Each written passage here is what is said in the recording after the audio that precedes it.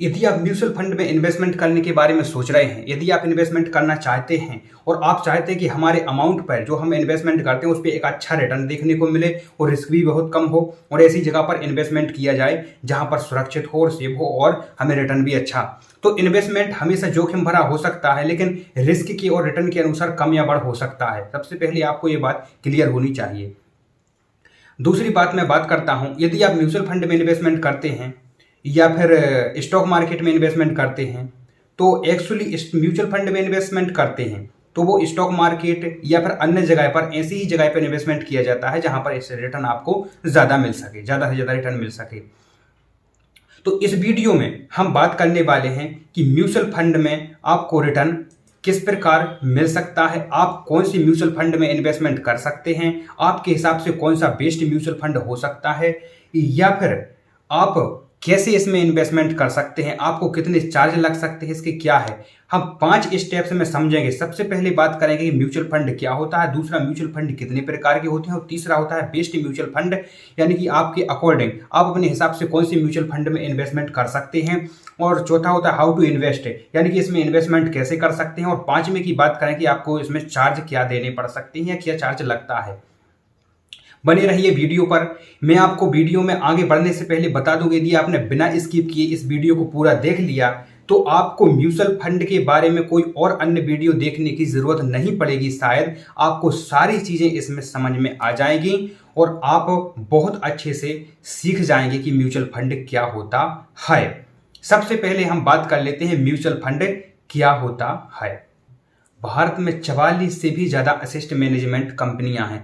Assist management company को हम AMC बोलते हैं। जैसे हम और आप जैसे इन्वेस्टर इन्वेस्टमेंट करते हैं जो एएमसी के पास जाता है। एएमसी क्या करता है, बहुत ही अनुभवी होती हैं और जो अपने पास ये प्रोफेशन रखती हैं जिसे हम फंड मैनेजर बोलते हैं। तो ये फंड मैनेजर क्या करते हैं कि उस फंड को मैनेज करके अनेक कंपनियों के स्टॉक में, शेयर बाजार में या फिर मुद्रा बाजार के साधन, बॉन्ड या फिर वाणिज्यिक पत्र या अन्य तरह तरह की जगह पर इन्वेस्टमेंट करके आपको रिटर्न निकाल के देते हैं। इसके बारे में हम आगे बात करने वाले हैं कि कौन सी म्यूचुअल फंड का कहाँ इन्वेस्टमेंट किया जाता है। तो इस प्रकार जो एएमसी होती है जो बहुत ही अनुभवी होती है। अब उदाहरण के लिए हम बात कर ली, जैसे एचडीएफसी म्यूचुअल फंड हो गया, आईसीआईसी म्यूचुअल फंड हो गया, एसबीआई म्यूचुअल फंड हो गया, ऐसे बहुत सारे जो 44 से भी ज़्यादा भारत में काम करते हैं। ये अलग अलग कंपनियों के स्टॉक्स को या फिर इस प्रकार की 100 या 50 कंपनियों को एक साथ सिलेक्ट करके एक म्यूचुअल फंड का निर्माण करती हैं कि इस कंपनी में हम 2% इन्वेस्टमेंट करने वाले हैं, इसमें 1% इन्वेस्टमेंट करने वाले हैं, इसमें 1.5% इन्वेस्टमेंट करने वाले हैं, और इस प्रकार वो रिस्क के अकॉर्डिंग आपके पैसे को अलग अलग कंपनियों में इन्वेस्टमेंट करके आपको रिटर्न देते हैं। क्योंकि अगर हम स्टॉक मार्केट में डायरेक्टली इन्वेस्टमेंट करते हैं तो किसी कंपनी के ऊपर यदि हमने इन्वेस्टमेंट किया, यदि वो कंपनी लॉस में जाती है तो हमारा पैसा डायरेक्टली लॉस में चला जाएगा, और यदि वो प्रॉफिट में जाती है तो हमारा पैसा एकदम से ग्रो कर जाएगा। लेकिन अगर हम म्यूचुअल फंड के अंदर इन्वेस्टमेंट करते हैं तो जैसे मान लीजिए हमने एक कंपनी में इन्वेस्टमेंट तो यहाँ पर करना नहीं है, जिस म्यूचुअल फंड में इन्वेस्टमेंट करेंगे हम लगभग 50 या 100 कंपनी, 150 कंपनी भी हो सकती है उसमें इन्वेस्टमेंट हो रहा है। मात्र एक ही जगह पर आप 100 रुपये भी इन्वेस्टमेंट करोगे तो भी आपका मल्टीपल कंपनियों में इन्वेस्टमेंट होता है। यहाँ पर रिस्क के चांस बहुत ही कम हो जाते हैं और आपको यहाँ पर एनालिसिस करने या देखने की ज़रूरत भी नहीं पड़ती है कि हम किस में कंपनी में हमारा। आपको इसके लिए जो म्यूचुअल फंड में आप इन्वेस्टमेंट करने वाले हैं, आपको उस म्यूचुअल फंड में इन्वेस्टमेंट करने से पहले आपको ये देखना पड़ेगा कि ये म्यूचुअल फंड सही है कि गलत है, या इसने पिछले 5 सालों में कितना रिटर्न दिया है, या 3 सालों में इसकी 5 स्टार रेटिंग है, कितनी रेटिंग है, ये वगैरह थोड़ी बहुत जानकारी आपको लेकर उसमें इन्वेस्टमेंट करना है। इससे आपको और इसके अलावा और कोई जानकारी नहीं है। उसके लिए मैंने पिछले वीडियो में बताया हुआ है कि किस प्रकार पर इसकी जानकारी ले सकते हैं, इन्वेस्टमेंट कर सकते हैं, सब कुछ मैंने बताया हुआ है। उसका फंड मैनेजर कैसे देख सकते हैं, सब कुछ उस वीडियो में मैंने बताया हुआ है, तो आई बटन पर आप क्लिक करके देख सकते हैं। तो एएमसी इस प्रकार से फंड म्यूचुअल फंड बनाकर उसको मैनेज करती है। ठीक है, अब हम बात कर लेते हैं म्यूचुअल फंड कितने प्रकार के होते हैं। तो म्यूचुअल फंड सामान्य जनरली तौर पर 3 प्रकार के होते हैं। सबसे पहले होता है हमारा इक्विटी म्यूचुअल फंड, दूसरा होता है डेबिट म्यूचुअल फंड, और तीसरा होता है हाइब्रिड म्यूचुअल फंड। अच्छा, इक्विटी, इक्विटी को तो जैसे अपन नाम से ही समझते हैं कि इक्विटी यानी शेयर बाजार, तो इक्विटी फंड का पैसा टोटल शेयर बाजार में लगता है ना, कि इक्विटी के अंदर लगता है। डेबिट फंड क्या होता है, हाइब्रिड फंड क्या होता है, अभी हम इस पर विस्तृत से जानकारी जानने वाले हैं। सबसे पहले हम बात कर लेते हैं इक्विटी के। इक्विटी फंड मुख्य रूप से 6 भागों में विभाजित है और अलग अलग तरीके से इसमें इन्वेस्टमेंट कर सकते हैं हम। सबसे पहले बात कर लेते हैं एक इंडेक्स फंड। इंडेक्स फंड मुख्य रूप से इंडेक्स पर ही निर्भर रहता है, जैसे निफ्टी 50, बैंक निफ्टी या सेंसेक्स के। भारत में बहुत सारे ऐसे इंडेक्स हैं जिसका यदि हम इंडेक्स के ऊपर निर्भर मतलब इन्वेस्टमेंट करते हैं तो इंडेक्स फंड के ऊपर ही इन्वेस्टमेंट होता है। अब हम बात करने वाले हैं जैसे बैंक निफ्टी हो गई या निफ्टी 50 हो गई। अब निफ्टी 50 50 कंपनियों को मिला करके, जैसे आपको मालूम है, तो 50 कंपनियों का एक समूह है। तो यदि आपने इंडेक्स फंड पर इन्वेस्ट किया है, जैसे मान लीजिए आपने निफ्टी इंडेक्स फंड पर इन्वेस्टमेंट किया हुआ है, तो आपका पैसा टोटल इंडेक्स फंड पर होगा। अब जैसे बैंक निफ्टी 50 घटेगी तो आपका पैसा भी घटेगा, यदि निफ्टी 50 बढ़ेगी तो आपका पैसा भी बढ़ेगा। यहाँ पर लॉन्ग टर्म में एक अच्छा रिटर्न देखने को मिलता है। बात कर लेते हैं लार्ज कैप फंड क्या होता है। लार्ज कैप फंड भारत की टॉप रजिस्टर्ड एवं बड़ी कंपनियां में इन्वेस्टमेंट किया जाता है। जैसे बहुत सारी कंपनियां ग्रो कर चुकी हैं, बहुत बड़ी बड़ी कंपनियां हैं, उसमें इन्वेस्टमेंट किया जाता है आपका पैसा, लार्ज कैप फंड का पैसा। चूंकि ये कंपनियां बड़ी होती हैं, यहाँ पर रिस्क कम होता है, रिटर्न भी थोड़ी कम होता है। बात कर लेते हैं मिड कैप फंड की। चूंकि मिड कैप फंड भारत की मिडिल क्लास की कंपनियां होती हैं जो ग्रो कर रही हैं, मतलब मिडिल क्लास की कंपनियां होती हैं। इसका पैसा उन्हीं कंपनियों में इन्वेस्टमेंट किया जाता है जो मिडिल क्लास की होती हैं।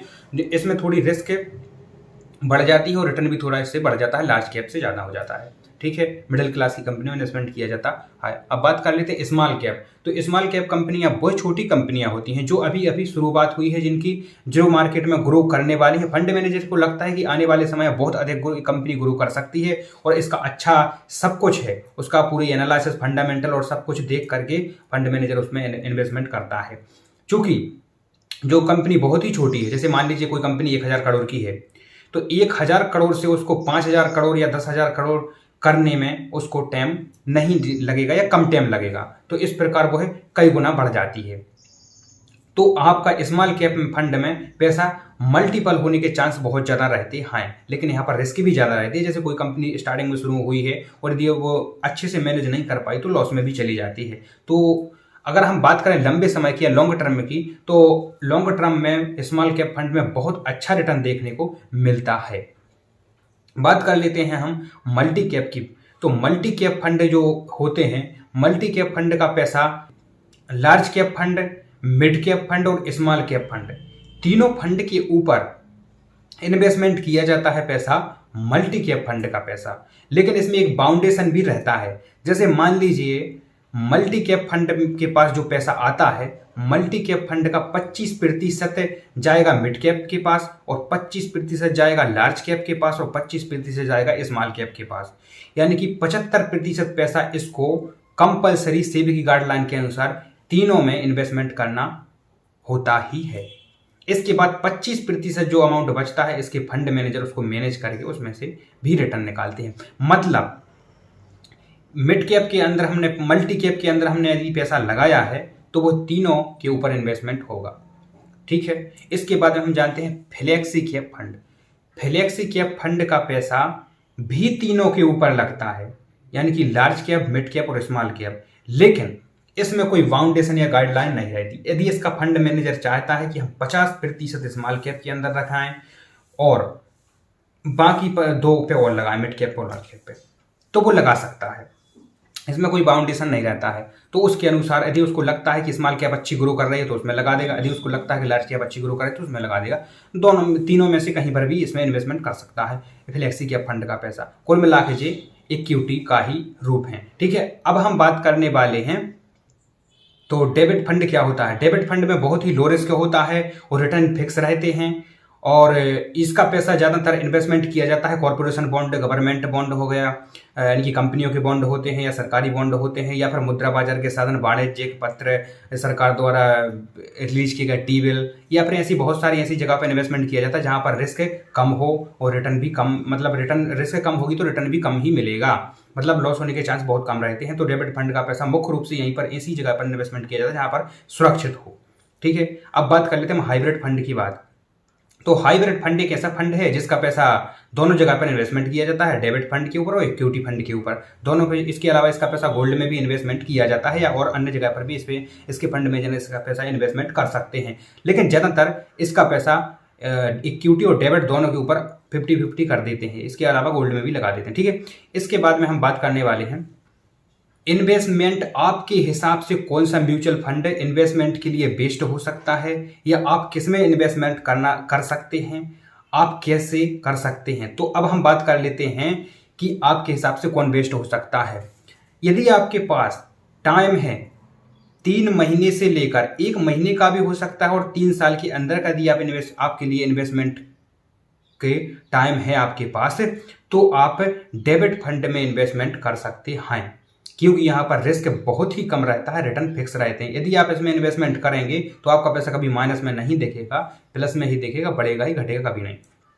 तो डेबिट फंड जब बहुत ही मार्केट या कुछ भी बदलाव होगा तभी इसका पैसा थोड़ा बहुत लॉस में दिख सकता है, लेकिन हमेशा बढ़ता ही यहाँ पर। तो डेबिट फंड में आपके लिए अच्छा बेस्ट होने इन्वेस्टमेंट हो सकता है। बात कर लेते हैं हाइब्रिड फंड। तो यदि आपके पास 3 वर्ष से 5 वर्ष तक का टाइम है तो आप हाइब्रिड फंड में इन्वेस्टमेंट कर सकते हैं, क्योंकि यहाँ का पैसा डेबिट और इक्विटी दोनों जगह पे लगता है, तो यहाँ पर रिस्क भी मैनेज रहता है। तो यदि आप 5 वर्ष का टाइम है तो आप इसमें इन्वेस्टमेंट कर सकते हैं। यदि आपके पास 5 वर्ष से अधिक का टाइम है या इससे ज़्यादा का टाइम है तो आपके लिए इक्विटी से बेस्ट कोई फंड नहीं हो सकता है।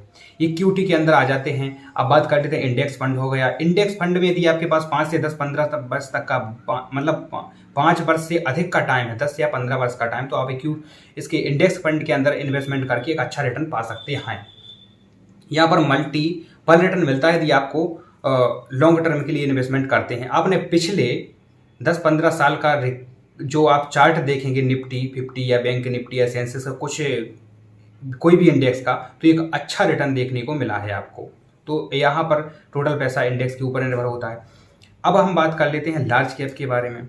तो लार्ज कैप के फंड पास भी यदि आपके पास 5 वर्ष से ज़्यादा का टाइम है, 10 साल का या 15 साल का, तो आप लार्ज कैप में भी इन्वेस्टमेंट कर सकते हैं, क्योंकि यहाँ पर लार्ज कैप कंपनियाँ होती हैं जो आपको अच्छा रिटर्न निकाल कर देती हैं लॉन्ग टर्म में। क्योंकि जब कोई भी कंपनी होती है तो उसमें ग्रो तो कर रही है, लेकिन अगर हो सकता है किसी कारणवश शेयर बाजार रेगुलर कंटिन्यू 1-2 महीने या 1-2 साल तक कंटिन्यू गिर जाता है, तो ऐसी सिचुएशन में आपका पैसा लॉस में चला जाता है। जैसे मान लीजिए 2020 में लॉकडाउन की वजह से शेयर मार्केट बहुत ज़्यादा गिर गया था। यदि आपने शेयर मार्केट मतलब इस लार्ज कैप या कोई भी कंपनी के ऊपर इन्वेस्टमेंट किया होता तो उसी टाइम पर हो सकता है आपने इन्वेस्टमेंट किया, उसी टाइम पर वो गिरना चालू हो गया, तो कंटिन्यू 1 वर्ष तक आपका पैसा लॉस में रहा, लेकिन पुनः वो 1 या 1.5 वर्ष में वो उससे ऊपर गया और जब से आज तक बढ़ ही रहा है, तो जब से 3 गुना बढ़ गया है वो, है ना। तो लंबे समय में आपको अच्छा रिटर्न देखने को मिलेगा यहाँ पर भी।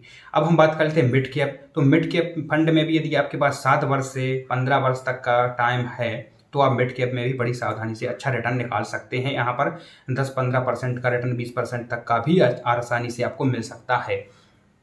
बात कर लेते हैं स्मॉल कैप।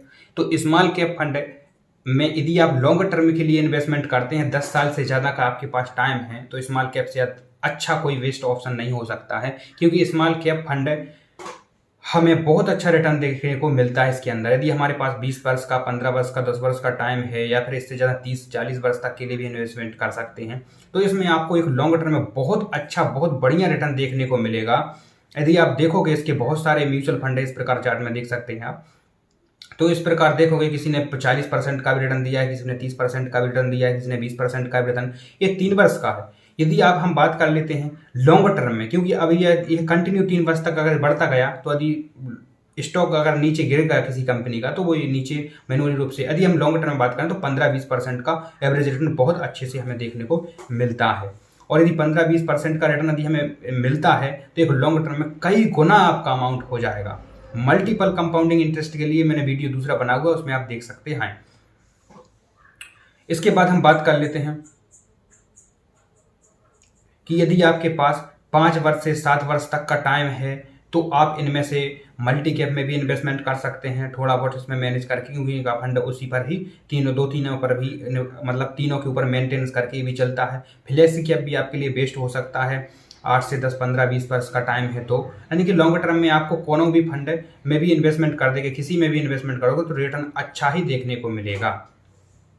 ठीक है, इसके बारे में आप समझ पाएंगे कि आपके हिसाब से कौन बेस्ट हो सकता है। अब बात आती है कि आप इन्वेस्टमेंट कैसे कर सकते हैं। तो म्यूचुअल फंड में इन्वेस्टमेंट आप 3 तरीके से कर सकते हैं मुख्य रूप से। सबसे पहले हम बात कर लेते हैं, आप किसी ब्रोकर के थ्रू इन्वेस्टमेंट कर सकते हैं। अब चूंकि ब्रोकर के थ्रू यदि आप इन्वेस्टमेंट करते हैं तो आपको इसमें ब्रोकरेज चार्ज देना पड़ेगा। ब्रोकरेज चार्ज थोड़ा बहुत लगता है, ज़्यादा नहीं लगता है, फिर भी आपको चार्ज लगेगा।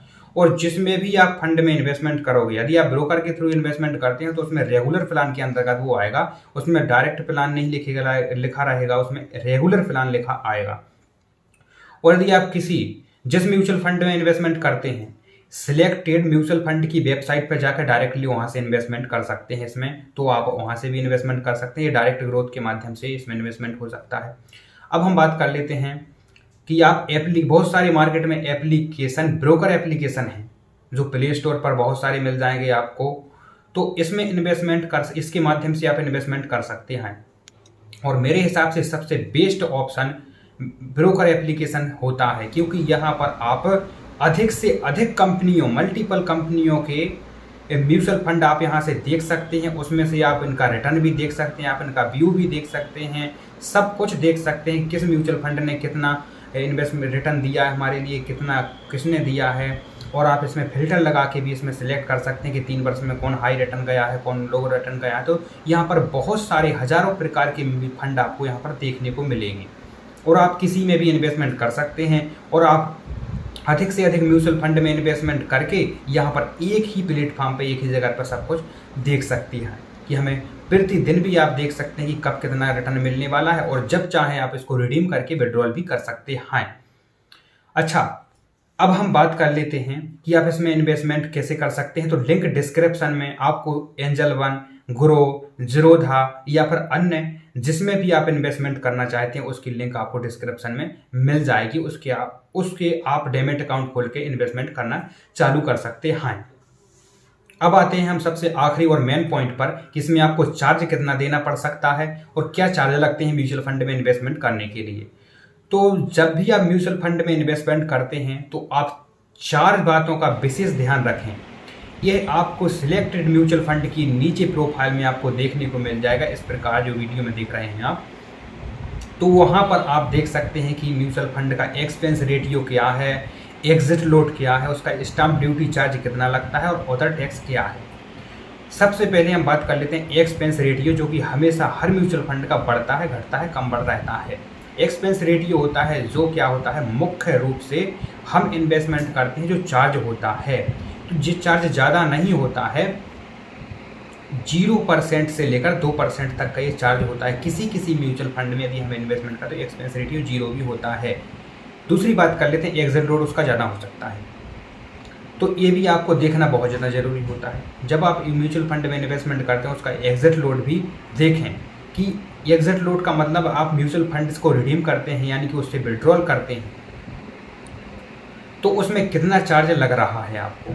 आप उसमें से बाहर आते हैं, जैसे मान लीजिए आपने 6 महीने तक इन्वेस्टमेंट किया हो, इसके बाद आपको रिटर्न भी मिल गया, सब कुछ हो गया, तो आप उसमें से निकलना चाहते हैं, तो उसका एग्जिट लोड क्या है। एग्जिट लोड अलग अलग नियम के अनुसार चलते हैं। किसी का चलता है कि हम 1 वर्ष के अंदर यदि इसमें से विड्रॉल करते हैं तो हमारे लिए चार्ज लग सकता है, 1 वर्ष के बाद फ्री रहता है, या फिर अलग अलग तरीके से इसमें वो रहता है exit load. Stamp duty charge आपको 0.005% का ही लगता है, ये अलग से कुछ नहीं लगता। इसका सिर्फ नियम है, जितना आप इन्वेस्टमेंट करोगे उसका 0.005% लगेगा, सभी म्यूचुअल फंड पे बराबर ही रहता है। तो इस प्रकार ये स्टाम्प ड्यूटी चार्ज बहुत ही कम लगता है। इसके बाद अदर टैक्स हो सकते हैं। अदर टैक्स की बात कर लेते हैं। जैसे आपको इसमें एक टैक्स देना पड़ता है। जैसे आप ध्यान रखें, कोई भी म्यूचुअल फंड यदि आप इन्वेस्टमेंट करते हैं तो आपको आपके रिटर्न पर टैक्स लगता है, आपके अमाउंट पर टैक्स नहीं लगता है। आपको जो रिटर्न मिलेगा उस पर टैक्स लगेगा। बात कर लेते हैं, यदि आप एक वर्ष के अंदर किसी भी म्यूचुअल फंड को रिडीम करते हैं तो आपको उस वर्ष में जो भी आपने रिटर्न पाया है उस रिटर्न का आपको 15% टैक्स देना पड़ेगा, ओनली रिटर्न का। अब हम बात कर लेते हैं, यदि आप एक वर्ष से बाद यदि आप म्यूचुअल फंड को रिडीम करते हैं, विड्रॉल करते हैं, तो आपको टैक्स कितना देना पड़ेगा। इसमें आपको यदि आपका प्रॉफिट 1 लाख से कम है तो आपको किसी प्रकार का कोई चार्ज नहीं देना पड़ेगा। यदि आपका प्रॉफिट 1 लाख से ज़्यादा का है तो आपको इसमें 10% चार्ज देना पड़ेगा 1 वर्ष के बाद।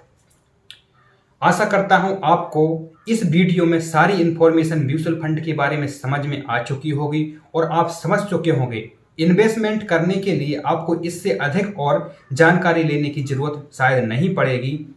और आप समझ चुके होंगे, जैसा कि मैंने आपको पहले ही बता दिया था कि आप इस वीडियो में सब कुछ समझ जाएंगे।